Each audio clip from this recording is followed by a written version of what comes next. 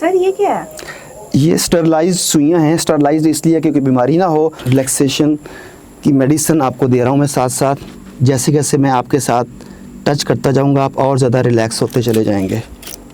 ये रिलैक्सेशन आपके पूरे जिस्म में तेज़ी से ट्रैवल करती चली जा रही है। छठी हिस्स आपका माथा, योर हैंड, और आप खुद निकालिए कहीं कपड़ों तक तो नहीं है, देखें अंदर तक गई हुई है कि नहीं।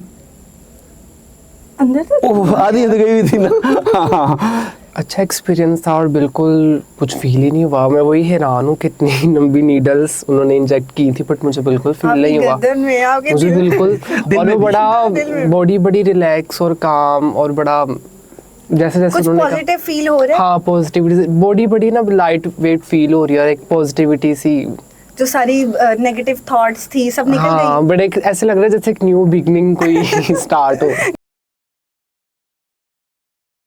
अस्सलाम वालेकुम, टीवी टुडे के साथ मैं हूं आपकी मेज़बान ज़ोहा राशिद। नाज़रीन, आपने अक्सर फिल्मों में देखा होगा कि जादूगर लोगों के माइंड्स को कंट्रोल करते हैं, उनकी नर्व्स पर काबू करते हैं। हमारे साथ रियल में एक ऐसे जादूगर मौजूद है, डॉक्टर आरिफ सिद्दीकी, जो लोगों के माइंड को कंट्रोल करते हैं, उनकी नर्व्स पर काबू पाते हैं, उनके फोबियाज ख़त्म करते हैं, उनका डर ख़त्म करते हैं। मैंने इनकी वीडियोज़ देखी जिसपे ये लोगों को आग के ऊपर चला रहे थे। मतलब how can it be possible. मैंने सोचा इनको बुलाते हैं और इनसे जानते हैं कि आप ये कैसे करते हैं। अस्सलाम वालेकुम सर। वालेकुम अस्सलाम। सर कैसे हैं आप? नाराज? क्यों नाराज क्यों? आपने एक माइंड साइंसेस के एक्सपर्ट को जादूगर बना दिया तो नाराज ही होऊंगा मैं। तो आप जादूगर ही हो ना, लोगों के माइंड को कंट्रोल करते हैं। नहीं देखिए, जादूगर तो एक नेगेटिव सेंस में आती है चीज़। हम तो लोगों की हेल्प करते हैं, जैसे आपने खुद कहा कि लोगों के फियर्स फोबियाज उन्हें दूर करते हैं, रिलेशनशिप्स को बेहतर करते हैं, परफॉर्मेंस को बेहतर करते हैं।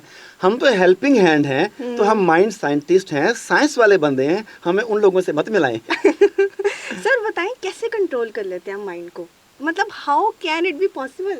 अच्छा, मैं उल्टा सवाल, आपके सवाल के जवाब में सवाल पूछता हूँ कि मैं इस बात पे हैरान होता हूँ कि आप लोग क्यों नहीं कर पाते ऐसा। हम खुद कैसे कर सकते हैं? देखें, अल्लाह रब्बुल इज़्ज़त ने आपको जो इंस्ट्रूमेंट दिया जिसके ज़रिए आपकी पूरी ज़िंदगी बननी है, आपकी बॉडी, आपका कैरियर, आपकी एजुकेशन, आपकी फैमिली, वो जहन ही तो है। और इस जहन को कंट्रोल करेंगी तो वैसी ज़िंदगी जी सकेंगी जैसी अब जीना चाहती हैं। और जब आप लोगों ने अपने जहन पर काम करना छोड़ दिया, आपने कहा कि नहीं ये कोई और बंदा आके हमें बताएगा, हम तो ये काम करते हैं, तो फिर मेरे जैसे बंदे को मैदान में आना पड़ा जिसने देखा कि जहन को कैसे कमांड दी जाए, जहन को कमांड दे के लोगों के जहन से, उनके जिस्म से, उनकी परफॉर्मेंस में कैसे इजाफा किया जा सके, उनके लाइफस्टाइल को कैसे बेहतर किया जा सके। देखिए, मैं बेशुमार दर्जनों टीवी प्रोग्राम्स में एक बात बता चुका हूँ, आज फिर आपके प्रोग्राम की वसातत से बताता हूँ, क्योंकि मुख्तलिफ लोगों का जो मुख्तलिफ टीवी चैनल्स हैं इनके व्यूअरशिप डिफरेंट है। बिल्कुल। तो आपका माइंड आपकी कमांड्स पे चलता है। हमें बचपन से ये कमांड्स दी जाती हैं, अक्सर औकात बाज़ औकात मीडिया से, बाज़ औकात घर से गया था, तुम ये नहीं कर सकते, तुमसे नहीं होगा, और हम कहते हैं हमसे नहीं होगा, हम फिर वाकई नहीं कर पाते। मैं क्या करता हूँ, मैं आपके दिमाग में दोबारा जाता हूँ, उस वक्त जाता हूँ बचपन में जब आपके दिमाग में नेगेटिव कमांड इंस्टॉल की गई थी कि तुम ये नहीं कर सकते। मैं जाके उस नेगेटिव कमांड को डिलीट कर देता हूँ, उसे रिमूव कर देता हूँ, उसे ब्लर कर देता हूँ। उसके नतीजे में आपका आई कैन नॉट डू वाला या खौफ वाला या कोई और फोबिया जो है जिसकी बुनियाद आपके माजी में थी, मैं उसे रिमूव करता हूँ, दिमाग को कहता हूँ, और दिमाग आने वाली ज़िंदगी के लिए आपको एक ज़बरदस्त एनर्जेटिक पॉजिटिव कॉन्फिडेंट इंसान बना देता है। सर फिर जो हमारे माँ बाप हमें कहते हैं तेरा तो दिमाग ही खोता है, इसका मतलब वो सही कहते हैं? अच्छा, वो कह के भी सजेशन दे दिया ना उन्होंने कि तेरे किसी काम का नहीं है। एक्चुअली उन्हें कहना चाहिए कि you are capable of doing everything, फिर आपकी वो एक्सपेंशन होती है इस तरह से। तो सर आप जो फोबियाज होते हैं लोगों की, वो कैसे ख़त्म करते हैं? जैसे किसी को पहाड़ों पे जाने का फोबिया है, किसी को अंधेरे का फोबिया है। असल में जब वो आदमी अंधेरे में जाना चाहता है, या पहाड़ पर, या पानी में, या फ्लाइंग के, अभी एक टीवी होस्ट है वो मुझे कह रही है मुझे फ्लाइंग से डर लगता है, मेरा अपने वो दूर करना है जैसे वो फोबिया। आपकी वीडियो थी जिसमें आप आग पर लोगों को चला रहे हैं, वो मतलब कैसे आपने कर लिया? देखें, आपका दिमाग इंफॉर्मेशन को तस्वीरों की सूरत में प्रोसेस करता है। वो खौफ को किसी और जगह रखता है, मोटिवेशन को किसी और जगह रखता है, एहतराम को किसी और जगह, लव को किसी और जगह, हेट को किसी और जगह। जिससे आपके कैबिनेट सिस्टम होते हैं ना, कि मैंने बिल यहाँ रखने हैं, फाइलें यहाँ रखनी हैं, मुझे उन खानों का पता है कि दिमाग में कौन सा खाना किस काम के लिए है। मैं आपके दिमाग में जाता हूँ और वो फाइल जो खौफ वाले खाने में पड़ी है, मैं वहाँ से वो निकाल के मोटिवेशन वाले खाने में रख देता हूँ। अब उस खास वाक़े से जो आपको खौफ आना चाहिए, क्योंकि वो खौफ वाले खाने में पड़ी हुई थी, अब जब आप उस जगह पर जाती हैं और आपको खौफ वाले खाने में वो खौफ वाली फाइल नजर नहीं आती पहाड़ पे चढ़ने की, तो फिर आप कहती हैं कि भी डर की वजह ही कोई नहीं रही। अब वो कहाँ पे है फाइल? वो मोटिवेशन वाले में है, आपको एक्साइटमेंट होती है उसे देख के, वाओ असल में तो ये एक्साइटमेंट वाला काम था, ये मजे का काम था, तो आपका खौफ खत्म हो जाता है। सर लोगों के अंदर भी झांकते हैं? बाजू का झांकना पड़ता है। फिर क्या आगे से मिलता है? अभी तक कितनी लड़ाइयाँ हुई हैं इस वजह से, या कितने लोगों को छोड़ा है आपने? नहीं, मैं उस हद तक नहीं जाता कि जिनकी प्राइवेट लाइफ में झांकना उनके बेडरूम में झांकने के मुतरादिफ है। हम उस हद तक उसके अंदर जाते हैं जिस हद तक उसकी ट्रीटमेंट के लिए ज़रूरत होती है। जैसे आपका किसी दोस्त से लड़ाई हो गई हो, तो आपने कभी कोशिश की है मैं इसको हिप्नोटाइज कर दूं, मैं ये कर दूं, मैं वो कर दूं? नहीं, ऐसा नहीं है। हिप्नोटिज्म के बारे में एक और गलतफहमी ये है कि ये लोगों की मर्जी के खिलाफ उनसे कोई काम लेने का नाम है। कई लोग मुझसे आके पूछते हैं कि मुझे हिप्नोटिज्म करना सिखा दें। मैंने कहा फिर क्या करोगे? वो मेरी एक लड़की से शादी होना चाहता हूँ, वो हो नहीं रही, तो मैं उसे काबू में कर लूंगा। पाकिस्तानी आवाम भी ना देखे, मैं बॉस को काबू में करके तनख्वाह बढ़ा लूंगा अपनी। उनके ज़हन में इस तरह की बातें होती हैं। तो मैंने बताता हूँ कि हिप्नोसिस लोगों को एक्सप्लॉइट करने का नाम नहीं है, ये लोगों की हेल्प करने का नाम है, उन्हें खास सिमत गाइड करने का नाम है। सर एंगर मैनेजमेंट, जो लोग बहुत ज़्यादा जिनको गुस्सा आता है और जो बहुत ओवर सेंसिटिव होते हैं, छोटी छोटी बात पर रोना, दिल बुरा करना, उनको कैसे आप क्या सजेस्ट करेंगे या उनको कैसे ठीक करेंगे? उसके कोई सेशंस वगैरह? उसके सेशंस होते हैं, डेफिनेटली आपको कुछ चीज़ें ट्रिगर करती हैं। बाद ऐसे लोग हैं कि जिन्हें देखते ही गुस्सा आ जाता है आपको, उन्हें कुछ भी नहीं कहा होता, आपने उन्हें देखा और आपको गुस्सा आ गया। कुछ ऐसी प्लेसेस हैं कि उस प्लेस में जाते ही आपको टेंशन शुरू हो जाती है। वो यकदम नहीं होता, उस प्लेस से बार बार ऐसी बातें की गई, आपके ऐसा बिहेवियर रखा गया कि उसकी एसोसिएशन आपके साथ नेगेटिव हो गई। इसी तरह जो छोटी छोटी बातें आपको रुला रही हैं या गुस्सा दिलवा रही हैं, उसके पीछे कई सालों की मेहनत है उन चीज़ों की। वो थोड़ी थोड़ी चीज़ें मिल के इतनी बड़ी हो गई कि अब जैसे ही वहाँ पहुँचती चीज़ें ट्रिगर कर जाती हैं।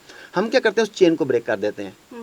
तो इससे मतलब जो बड़े बड़े जिनको गुस्सा आता है वो उनका गुस्सा खत्म हो जाता है? जी, उनके गुस्सा खत्म नहीं होता, गुस्सा आउट ऑफ कंट्रोल नहीं होता। देखिए, गुस्सा आना भी इंसान होने की दलील है। गलत बात हो रही है तो आपको गुस्सा आना चाहिए। अगर आपको गुस्सा नहीं आ रहा तो फिर आपका ज़मीर भर चुका है।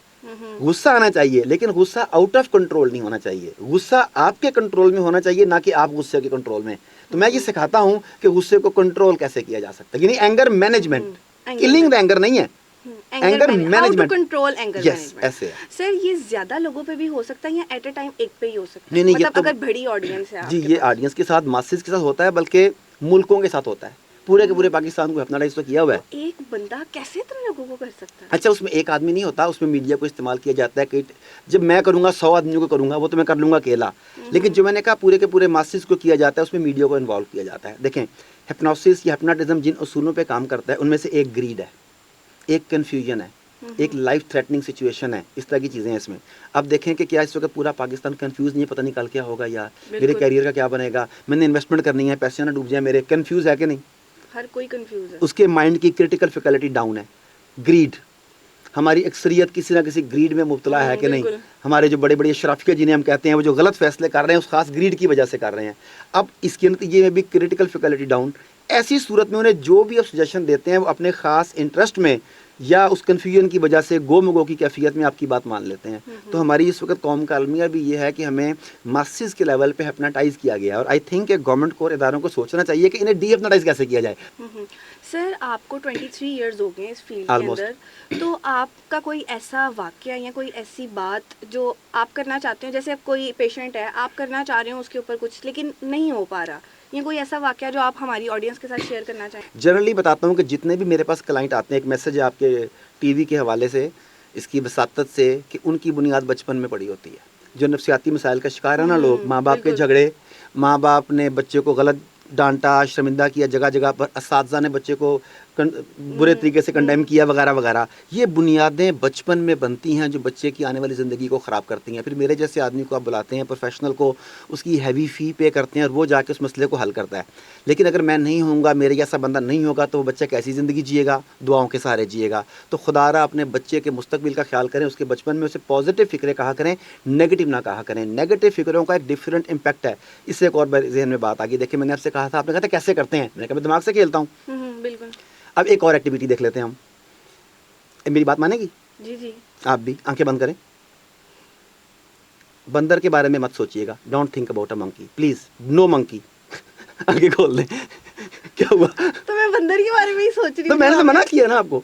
तो मेरा माइंड तो वही सोचने लग गया। अच्छा, अब बाहर ये हुआ कि आपको रोका गया इंसानी दिमाग की एक और फैकल्टी ये है कि मोस्ट ऑफ द टाइम ये सेंटेंस में से नेगेटिव को निकाल देता है, उसे पॉजिटिव रजिस्टर करता है। मैंने कहा बंदर के बारे में मत सोचो, मत गिर गया। कुत्ते से मत डरो, मत गिर गया।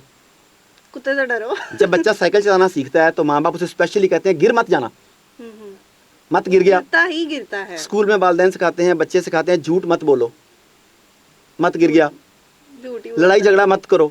लड़ाई झगड़ा करता है। अच्छा, ये सारे फिक्रे पॉजिटिव हो सकते हैं। सुलह सफाई से रहो, हमेशा सच बोलो, सामने देखो, ये चीज़ें पॉसिबल है ना। तो अगर हम अपने सेंटेंस स्ट्रक्चर को ठीक कर लें, मुस्बत फिक्रे बोलने लगें, तो लोगों की ज़िंदगियों में, बच्चों की ज़िंदगियों में हम पॉजिटिविटी और सक्सेस ला सकते हैं। सर लास्ट क्वेश्चन की तरफ चलेंगे। मुझे ये बताइएगा, जो लोग आप तक नहीं पहुंच सकते या किसी भी वजह से कुछ उनके मामलात हैं, तो वो लोग कैसे अपना डिप्रेशन, अपनी इन चीज़ों को, या उनके साथ कोई ऐसे मसले हैं उनको कैसे ठीक करें? आप कोई घरेलू टिप या कोई अपने साथ ही हम जैसे बैठ के कुछ भी कर सकते हैं जिससे हम ठीक हो जाएं, कोई ऐसी चीज़ बताएं। देखिए, पहली बात तो जब आप बीमार होते हैं तो सेल्फ मेडिकेशन हमेशा नुकसान देती है। पहली बात तो ये है, हमेशा एक्सपर्ट के पास जाएं। लेकिन कुछ ऐसी सूरत हाल होती है कि इमरजेंसी होती है जहाँ पर आप खुद ही पैनारोल वगैरह खा लेते हैं। तो कुछ ऐसी चीज़ें हैं जो आपने पूछी, उनमें से एक बात सबसे अहम, अपने बारे में खुद बुरा मत सोचें। इसके लिए आपके रिश्तेदार काफ़ी हैं।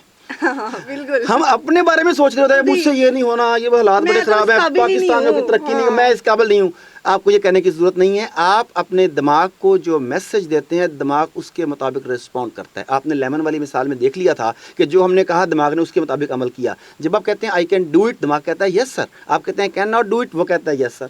आप कहते हैं मैं मुश्किल में हूँ, वो कहता है यस सर। आप कहते हैं मैं नहीं कर सकता, वो कहता है यस सर। आप कहते हैं आई कैन डू, वो कहता है यस सर। तो पहली बात तो ये कि अपने बारे में मुस्बत फिक्रे करें, लोगों के बारे में मुस्बत तवक्कुआत रखें और अपनी बॉडी लैंग्वेज को मुस्बत रखें। झुके हुए कंधे, झुकी हुई कमर और झुकी हुई गर्दन, ये हमेशा आपको डिप्रेशन में लेके जाती है। इरेक्ट स्पाइन, कमर का सीधा रखना, कंधों का पीछा रखना, गर्दन को उठा के रखना, आंखों की चमक, ये कॉन्फिडेंट आदमी की रिप्रेजेंटेशन है। और कहते हैं कि change your physiology, change your psychology. जब आप अपनी फिजियोलॉजी को चेंज करते हैं तो इससे आपकी साइकोलॉजी के ऊपर भी असर पड़ता है। जैसा कि आपने कहा कि मैं लोगों को आग पर चलवाता हूँ, तो जब आप उन लोगों को आग पर चलते हुए देखेंगी तो आप देखेंगे कि उनकी बॉडी लैंग्वेज से कुछ और ही चला लग रहा है। वो एक शेर है जो आग के ऊपर चल रहा है, वो झुके हुए कंधों वाला बंदा नहीं उधर चल सकता। तो आप इन चीज़ों पर फोकस करें। थैंक यू सर, बहुत शुक्रिया, आपने हमें अपना टाइम दिया। बल्कि अभी हम आपसे लाइव एक एक्सपेरिमेंट भी करवाएंगे। करते हैं हमजा। अभी मैं 50 to 1 काउंट डाउन करूँगा। 3, 2, 1। मैं आपको थोड़ा सा उठाने लगा हूँ और आपका जिस्म लकड़ी की तरह बना हुआ है, बिल्कुल ये खींचा जाएगा, लकड़ी की तरह है, बिल्कुल टाइट है ये आपका जिस्म। आप इसे कंट्रोल कर सकते हैं। ये बिल्कुल लकड़ी का एक तख्ता है। You can stay here. I think you are very comfortable. अभी हम प्रोसेस को आगे करने के लिए मैं थोड़ा सा जिस्म को ऊपर करूंगा आपको, और आपका जिस्म आहिस्ता आहिस्ता फिर ढीला होने लग जाएगा। जैसे जैसे जिस्म ढीला होता चला जाएगा, आप अपने जिस्म को रिलैक्स करते चले जाएंगे। सर ये क्या है? ये स्टरलाइज्ड सुइयां हैं। स्टरलाइज्ड इसलिए क्योंकि बीमारी ना हो। रिलैक्सेशन की मेडिसिन आपको दे रहा हूँ मैं साथ साथ। जैसे जैसे मैं आपके साथ टच करता जाऊँगा, आप और ज़्यादा रिलैक्स होते चले जाएंगे। ये रिलैक्सेशन आपके पूरे जिस्म में तेज़ी से ट्रैवल करती चली जा रही है। छठी हिस्स आपका माथा, योर हैंड, और आप खुद निकालिए कहीं कपड़ों तक तो नहीं है, देखें अंदर तक गई हुई है कि नहीं? अंदर तक? ओह, आधी तो गई हुई थी ना। हाँ। जी हमजा, बताइएगा कैसा एक्सपीरियंस था आपका? अच्छा एक्सपीरियंस था और बिल्कुल कुछ फील ही नहीं हुआ। मैं वही हैरान हूँ कितनी लंबी नीडल्स उन्होंने इंजेक्ट की थी, बट मुझे बिल्कुल फील नहीं हुआ। मुझे बिल्कुल, और वो बड़ा बॉडी बड़ी रिलैक्स और काम, और बड़ा जैसे जैसे कुछ पॉजिटिव फील हो रहा है। हाँ, पॉजिटिविटी, बॉडी बड़ी ना लाइट वेट फील हो रही है और एक पॉजिटिविटी सी, जो सारी नेगेटिव थॉट्स थी सब निकल गई। हाँ, बट एक ऐसे लग रहा है जैसे एक न्यू बिगनिंग कोई स्टार्ट हो। न्यू हमजा ने किया। जी तो नाजरीन, हमारे साथ आरिफ सिद्दीकी साहब मौजूद थे, जो कि एक माइंड साइंसेज एक्सपर्ट हैं, थेरेपिस्ट हैं, लोगों के फोबियाज, डर को ख़त्म करते हैं।